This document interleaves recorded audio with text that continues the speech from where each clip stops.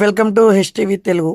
హుజరాబాద్ ప్రాంత ప్రజల మనోభావాలకు అనుగుణంగా ఈ ప్రాంత అభివృద్ధికి తాము కట్టుబడి ఉన్నామని రాష్ట్ర బీసీ సంక్షేమ శాఖ రవాణా శాఖ మంత్రి పొన్నం ప్రభాకర్ తెలిపారు.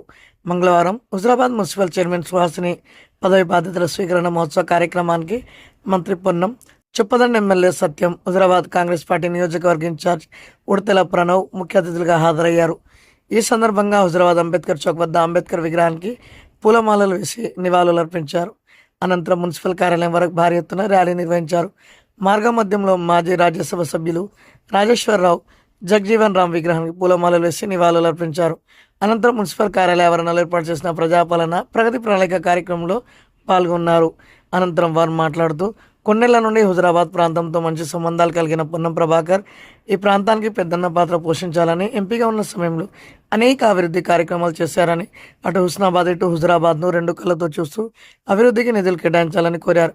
డీసీసీగా ఇటీవల బాధ్యతలు చేపట్టిన చొప్పదండి ఎమ్మెల్యే మెడిపల్లి సత్యం హయాంలో హుజరాబాద్ మున్సిపల్పై కాంగ్రెస్ జెండా ఎగరవేశామని ప్రణవ్ అన్నారు.